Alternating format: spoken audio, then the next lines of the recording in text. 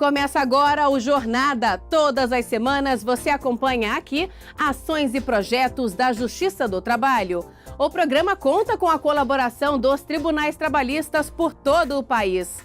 E no programa de hoje, uma reportagem especial sobre a discriminação que homossexuais e transexuais sofrem no ambiente de trabalho. Vamos conhecer histórias de trabalhadores que sofreram com o preconceito e de quem superou o problema e conquistou espaço no mercado profissional.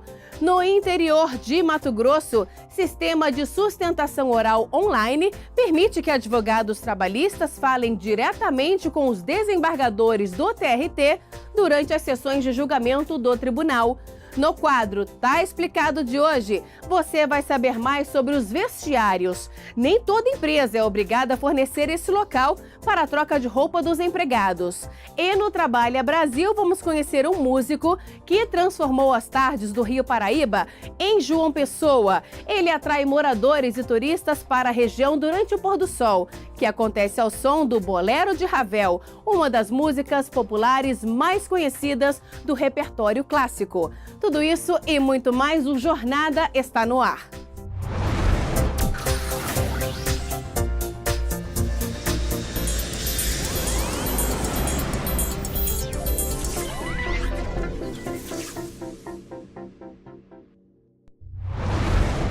A Constituição Federal é clara. Todos são iguais perante a lei sem distinção de qualquer natureza.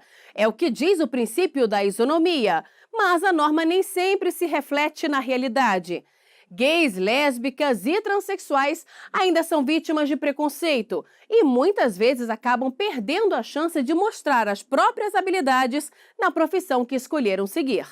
Na reportagem especial de hoje, vamos mostrar histórias de pessoas que foram discriminadas pela orientação sexual e também os relatos de quem deu a volta por cima. A falta de preparo da chefia para lidar com as diferenças deixou marcas na vida profissional de Henrique. Quando trabalhou em um banco em Brasília, recebia bilhetinhos de colegas com piadinhas por ser homossexual.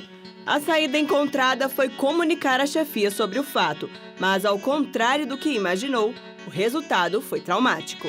No banco era aquela questão dos bilhetinhos que eu falei, de que vinha tendo preconceito através dos bilhetes. Eu procurei a chefia, aí houve uma reunião. Nessa reunião fui exposto e eu não gostei. Aí depois eu fiquei, acho que 2 meses, de 2 anos, e depois não quis levar mais o caso adiante. Militante da causa LGBT, Henrique tem dificuldades na hora de procurar emprego.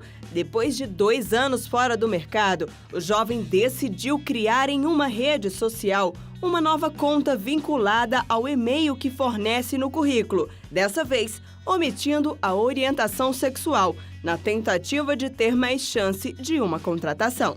Tudo que você posta nas redes sociais hoje implica no que você vive. Porque aí, através do nosso caso que luta, que é ativista, eles vão ver ali uma foto com você com a bandeira, você em parada, você em seminários LGBTs, e isso já aí gera dali um preconceito já dali, porque vai falar, essa pessoa é assumida, pode trazer algum algazarra, na cabeça das pessoas alguma confusão, algum conflito ali para a empresa, por ser LGBT assumido sem medo independente dos cursos. Tem curso de informática, tem curso de inglês, tem curso disso, daquilo, mas eles não olham isso, eles vão olhar como você se comporta, como você vive. Quem faz parte do grupo LGBT formado por lésbicas, gays, bissexuais, pessoas transexuais e travestis lida com o preconceito em todas as áreas. Omitir a opção sexual acaba sendo uma alternativa para evitar a discriminação. No Brasil, 61% dos profissionais LGBT não assumem a orientação sexual para colegas e gestores. Já os outros 49% disseram que não a escondem, mas não falam abertamente sobre o assunto no ambiente de trabalho. Os dados são do Center for Talent Innovation, um centro de inovação que tem como objetivo realizar pesquisas sobre gênero, geração, geografia e cultura. Foram ouvidos mais de 12 mil profissionais em diversos países, dentre eles o Brasil. Marta e Lina não escondem a opção sexual delas, mas preferem manter a discrição. Juntas há 18 anos, Hoje elas têm o próprio negócio e vendem acarajé. Mas essa conquista só veio depois de passarem por muito preconceito. Eu acho que o mercado de trabalho foi que perdeu. Hoje eu trabalho para mim e eu jamais me mandaria embora, né? Mas graças a Deus, todas as coisas que a gente passou e sofreu, acho que serviu de lição. Tanto que a gente hoje está onde a gente está. As duas trabalharam como cozinheiras em uma escola por 2 anos. Durante esse tempo, ninguém sabia que elas eram casadas. Mas quando descobriram, foram dispensadas. As pessoas não entendem que o preconceito, que você ser negro, ser branco, ser índio, ser moreno, ser homossexual, ou deficiente, ou qualquer coisa, não te qualifica ou te desqualifica em nada na vida. As pessoas não entendem isso. Quem me aceitar, me aceite. Quem não me aceitar, pelo menos me respeite. O trabalho exercido por pessoas homossexuais foi tema da pesquisa Ibope de 2011. O estudo, feito em todo o Brasil, questionou entrevistados sobre o que achavam de homossexuais exercerem cargos como médicos do serviço público, policiais ou professores de ensino fundamental. 20% das pessoas responderam que eram total ou parcialmente contra homossexuais trabalharem nessas atividades. Para este pesquisador, que tem uma tese de mestrado sobre a discriminação do grupo LGBT no mercado de trabalho, o resultado dessa pesquisa impressiona. Isso é uma coisa da crença popular mesmo, do senso comum, que homossexuais têm uma tendência a tentar converter ou talvez de abusar de crianças e adolescentes. E por conta desse estereótipo, que é bom frisar, não tem nenhum embasamento científico, por conta desse estereótipo, a gente vê uma rejeição muito grande nessa função de cuidado, que é típica do professor, a que pessoas homossexuais exerçam esse tipo de função. Se por um lado, para algumas pessoas pode ser difícil uma vaga no mercado de trabalho, de outro, há aquelas que sofrem mesmo estando empregadas, tudo por causa do preconceito. De acordo com um estudo feito pela consultoria Santo Caos, 43% dos 230 entrevistados, entre ativistas, especialistas e profissionais LGBT, afirmaram ter sofrido discriminação devido à orientação sexual ou identidade de gênero no ambiente de trabalho. Esta professora da Universidade de Brasília acrescenta dados que demonstram o receio de muitas empresas em contratar profissionais LGBT. As empresas brasileiras permanecem com essa hostilidade em relação à contratação. 38% dessas empresas não contratariam, tá? Não contratariam e ponto final. Mas 7% não contratariam em hipótese nenhuma. Quando o preconceito é comprovado, seja por documentos ou testemunhas, há a possibilidade de se entrar com ação na Justiça do Trabalho. De acordo com um levantamento realizado pelo Ministério Público do Trabalho com exclusividade para a coordenação de rádio e TV do Tribunal Superior do Trabalho, em 2016, foram ajuizadas 13 ações civis públicas pelo MPT sobre discriminação por identidade de gênero e uma relacionada à orientação sexual. E até a primeira quinzena de maio deste ano, uma ação sobre orientação e 8 sobre gênero já foram ajuizadas. De acordo com o ministro do TST, Vieira de Melo Filho, para se determinar a discriminação não precisa que o ato seja repetitivo, mas sim que constranja o trabalhador. No caso do LGBT, se porventura houver uma conduta repetitiva habitual que gere um constrangimento para livre circulação e livre execução da prestação de trabalho que cabe ao trabalhador, automaticamente isso poderá caracterizar o assédio moral. Ou seja, é uma prática repetitiva, é uma prática habitual. E a discriminação não exige essa reiteração, essa habitualidade. Se houver uma atitude ostensiva, contrária àquela orientação sexual, efetivamente isso caracteriza um ato discriminatório. E podem gerar reparações em ambas as circunstâncias, para que se proteja esse direito dessa minoria, que é um direito contra-majoritário. Em 2017, a Justiça do Trabalho condenou uma autarquia federal a pagar indenização a uma trabalhadora transexual que sofreu assédio moral no ambiente de trabalho. De acordo com um processo julgado pela 4ª turma do TST, ela não era chamada pelo nome social e era impedida de usar o banheiro feminino no local de trabalho. A turma entendeu que houve culpa do empregador pela forma que tratou a empregada transexual. O ministro Vieira de Mello Filho tem o mesmo entendimento da 4ª turma. Para ele, o uso do nome social no ambiente de trabalho é um direito das pessoas transexuais. Essa questão do nome social foi objeto, inclusive, já de um voto no CNJ, que trata do reconhecimento do nome social, inclusive nos processos judiciais e nos servidores do Poder Judiciário. E, de outro lado, o próprio Ministério do Trabalho tem uma resolução em que exige o reconhecimento do nome social no âmbito da empresa. Obviamente que a empresa, nos seus cadastros para fins previdenciários e outros, ela terá um nome de registro civil daquele trabalhador, até que esse nome possa ser alterado judicialmente e ele possa se reconhecer também com o nome.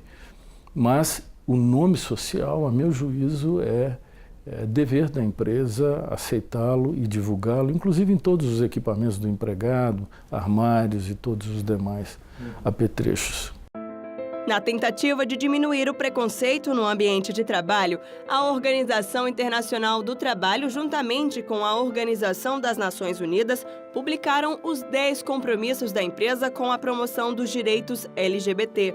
Dentre eles estão o comprometimento da presidência e de executivos com o respeito e a promoção dos direitos LGBT, promoção da igualdade de oportunidades, de um ambiente respeitoso, seguro e saudável para esse grupo, além da realização do desenvolvimento econômico e social das pessoas LGBT na cadeia de valor e apoio a ações em prol dos direitos dessas pessoas na comunidade. Rai Damasceno foi a primeira colocada em um processo seletivo de uma empresa de telemarketing. Ela disputava a vaga com outros 10 candidatos, sendo a única mulher transexual. O preparo da equipe foi tão importante que Rai nunca foi tratada de forma diferente dos outros e, graças à competência na função desempenhada, conseguiu ser promovida. O fato de ocupar um cargo de supervisão, eu acho que, na realidade, só incentiva as outras pessoas também que são trans. Concorda, né? Porque, assim, eu não nasci com uma estrela na testa, né? Eu sou mais uma no meio da multidão, mas eu resolvi que eu não vou me fazer de coitada. Eu resolvi que eu vou correr atrás, que eu vou trabalhar, e eu tenho uma vida normal. Eu trabalho, eu faço faculdade de comunicação, eu tenho uma filha, eu cuido da minha casa, eu tenho minha religião, eu tenho uma vida normal. Por que não participar de um processo seletivo? Por que não agir na área profissional também de forma normal? Paula também se considera uma exceção. Graças ao apoio da família e à força de vontade, nunca largou a escola e hoje tem um currículo extenso. Com muita persistência, ela atualmente ocupa a vaga de assessora especial da Coordenação de Diversidade LGBT do Governo do Distrito Federal. O cargo exercido por Paula no governo deu a ela a oportunidade que tanto batalhou nesses 15 anos dentro do mercado de trabalho, ser reconhecida pela competência e atuar na profissão que escolheu seguir. Eu sou formada em serviço social e isso é muito legal, por quê? Porque contribuiu muito, né? Hoje eu estou numa secretaria de trabalho, desenvolvimento social, mulheres, igualdade racial e direitos humanos. Ou seja, que tem a ver com essa pauta social, né? Onde tem muita assistência social também, né? E isso me deu, para mim, uma missão e uma oportunidade de exercer a minha profissão em prol das pessoas mais vulneráveis, né? Apesar de o grupo LGBT ter conquistado mais espaço no campo social e cultural, ainda há um longo caminho quando o assunto é mercado de trabalho, segundo esta coach executiva. Um conselho dado por ela para dar o primeiro passo é avaliar o profissional independentemente da orientação sexual e identidade de gênero. Todos nós somos humanos, todos nós temos competências, habilidades individuais e todos nós temos que estar num ambiente de competição igual. Já está comprovado que empresas que possuem um ambiente com a diversidade, eles são mais criativos, são mais produtivos e são mais felizes. E, aliás, a gente veio aqui para ser feliz, né?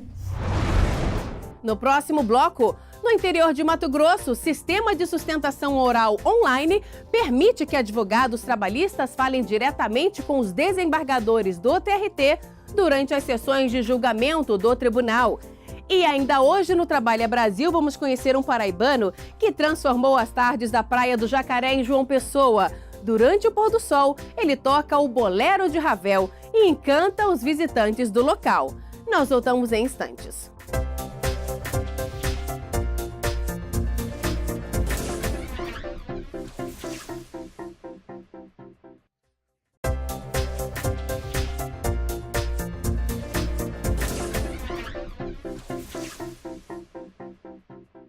Vamos saber mais sobre a atuação da Justiça do Trabalho? Chegou a hora do JT em Ação. O TRT do 14ª Região promove a exposição Páginas que Contam Histórias, no edifício sede do Tribunal em Porto Velho. A mostra apresenta publicações editoriais produzidas pelo Regional ao longo dos últimos 30 anos, como cartilhas, boletins internos, relatórios de atividades e informativos. A exposição é aberta a toda a comunidade e vai até o dia 10 de setembro.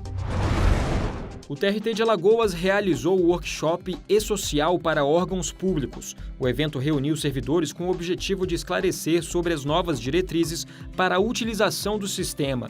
Criado em 2014, o E-Social comunica de forma unificada as informações relativas aos trabalhadores, como contribuição previdenciária, folha de pagamento, comunicação de acidente de trabalho, aviso prévio, escrituração fiscal e informações sobre o FGTS. A equipe sub-20 de futsal feminino Leoas da Serra, do município de Lages, em Santa Catarina, exibiu uma faixa em apoio ao combate ao trabalho infantil e estímulo à aprendizagem. A parceria com o TRT da 12ª Região ocorreu no segundo jogo da semifinal da Copa do Brasil e será repetida em todos os jogos do time. A parceria integra as ações do Programa de Combate ao Trabalho Infantil e Estímulo à Aprendizagem do Tribunal Superior do Trabalho e do Conselho Superior da Justiça do Trabalho. A sustentação oral por meio de videoconferência foi implantada em 2015. O sistema permite que advogados trabalhistas no interior de Mato Grosso falem diretamente com os desembargadores durante as sessões de julgamento no Tribunal Regional do Trabalho do Estado. Veja só. Para defender o cidadão que entra na justiça, os advogados muitas vezes têm um desafio a mais em Mato Grosso, que é superar as grandes distâncias para participar das sessões de julgamento. O Tribunal Regional do Trabalho investiu em tecnologia para superar dificuldades como esta, utilizando o sistema de videoconferência. Implantado para realizar reuniões de trabalho e cursos de capacitação, o sistema também tem sido utilizado para sustentações orais de advogados nos julgamentos na sede do tribunal. À distância, eles podem apresentar os argumentos de defesa de seus clientes para os magistrados. Hoje, advogados que percorriam 1.200 quilômetros para se deslocar numa cidade do interior para vir até aqui prestar a sustentação oral presencial, ele pode fazer isso se deslocando em 5, 10 minutos dentro de sua cidade até uma das varas do trabalho e de lá proferir sua sustentação como se estivesse aqui presente. O sistema foi implantado na Justiça do Trabalho em Mato Grosso em 2015. Para utilizar, o advogado só precisa ir até uma unidade mais próxima. A perspectiva é de que o tribunal avance ainda mais. Eu penso que é em um curto período avançar de forma que o advogado possa, nem precise se deslocar até uma vara do trabalho, que ele possa, diretamente do seu escritório, com o uso da tecnologia, um ambiente apropriado e seguro para isso, proferir sua sustentação diretamente lá do seu escritório. No próximo bloco, no quadro Tá Explicado de hoje, você vai saber mais sobre os vestiários. E no Trabalha Brasil, vamos conhecer um paraibano que transformou as tardes da Praia do Jacaré em João Pessoa. Ele conquistou moradores e turistas que são atraídos para a região durante o pôr do sol, que acontece ao som do Bolero de Ravel, uma das músicas mais populares do repertório clássico. Nós voltamos daqui a pouco.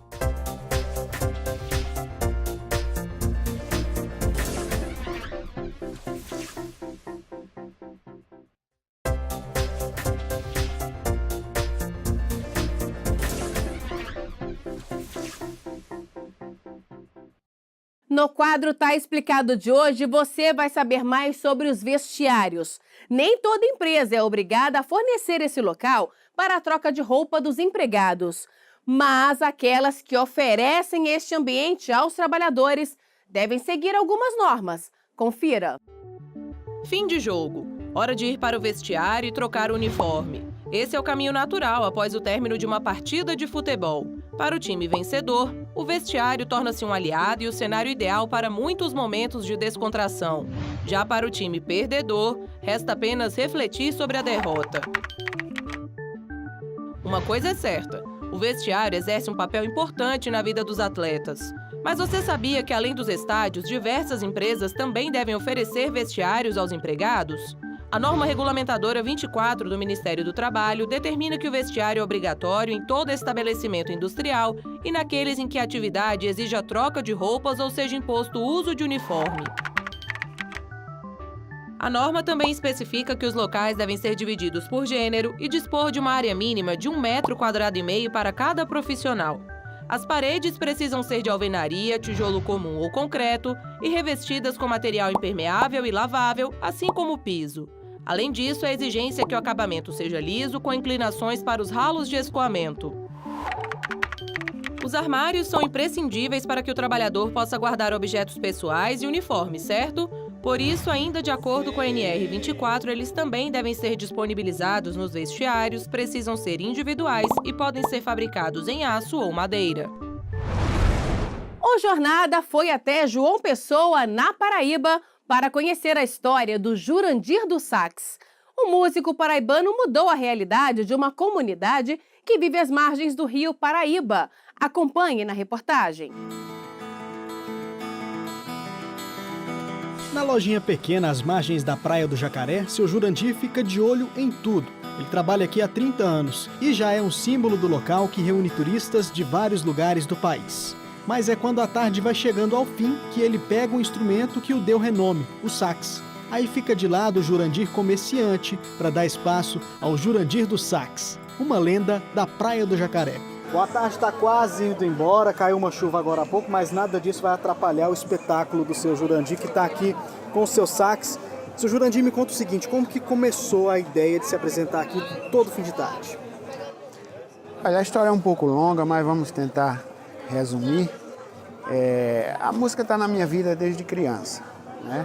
Aos 9 anos eu iniciei com banda de música, que era assim no interior, toda cidade tinha uma bandinha de música e em Livramento, lá no Cariri, não foi diferente. Eu iniciava os estudos e depois vim para João Pessoa já adulto e aqui ingressei na banda de música da Prefeitura Municipal de João Pessoa, a banda 5 de Agosto, depois ingressei na banda da Polícia Militar da Paraíba. Mas foi tocando o Bolero de Ravel às margens do rio Paraíba que o músico ficou conhecido internacionalmente. E a história de como isso tudo começou, ele lembra bem. Comigo aconteceu em 93, fazendo o lançamento do meu primeiro disco. Eu vim aqui e toquei o Bolero de Ravel. E entre 93 a 99, eu devo ter vindo aqui umas 5 ou 6 vezes, me dava vontade, eu olhava para o tempo, eu digo, vou lá na Praia do Jacaré tocar o Bolero de Ravel. E o fazia sozinho, às margens do rio Paraíba. Até que em 99 eu iniciei essa performance de tocar o Bolero quase que todos os dias a princípio. E culminou que no ano 2000, um dia eu tive digamos assim, eu estava contemplando o pôr do sol, e de repente foi como que eu me vi dentro d'água, foi como que me chegou assim aquela ideia, eu vou tocar num barquinho. E foi a partir desse momento que iniciou-se realmente o produto turístico do Bolero de Ravel na Praia do Jacaré. Um produto turístico que vem dando bons frutos para o local. Antes das apresentações diárias, a realidade era outra por aqui. Hoje, o movimento é intenso nas dezenas de lojinhas que ficam na beira do rio Paraíba, na Praia do Jacaré. Isso aqui não existia nenhuma dessas edificações que você vê hoje. Na época só existiam esses restaurantes lá no final, que hoje estão desativados. E essa prática fez com que o produto turista atraísse a comunidade. Hoje você vê, tem mais de 100 lojinhas aqui, tem pracinha de alimentação, tem um comércio, o turismo. Aqui é o maior atrativo turístico da Paraíba hoje. Muita gente de vários estados brasileiros vem até aqui só para ver o espetáculo do pôr do sol, que há 18 anos recebe uma trilha sonora para lá de especial. não conheço João Pessoa, estou aqui a primeira vez. E uma das atrações daqui é o Bolero de Ravel, que diz que o pôr do sol é belíssimo, então eu vim aqui para conhecer, estou na expectativa, né, de assistir. O show de Seu Jurandir começa nos catamarãs. As músicas fazem contraste com a natureza.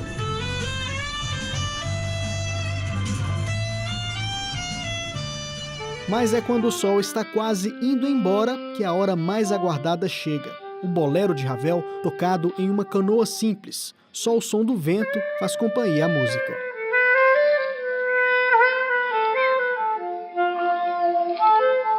O espetáculo dura exatos 15 minutos. Passa rápido, mas encanta qualquer um que tenha a oportunidade de assistir. Achei maravilhoso, muito bonito mesmo. Espero voltar mais vezes aqui, muito bom mesmo. Você sente uma emoção e vontade de chorar que dá. Só hoje quando ele cantou aquela música Ave Maria, muito bonita. Uma ideia simples que traz turistas, aquece a economia local e, o melhor de tudo, emociona. Uma arte assim que ela toca profundamente as pessoas. Eu tenho visto aqui muita gente que não está acostumado ao sentimento, não está... Pessoas das grandes cidades que vivem no dia a dia, na correria, e de repente chega aqui, despenca emocionalmente, porque realmente é um momento introspectivo, muito profundo, e quem já viu sabe do que eu estou falando, quem nunca viu precisa ver.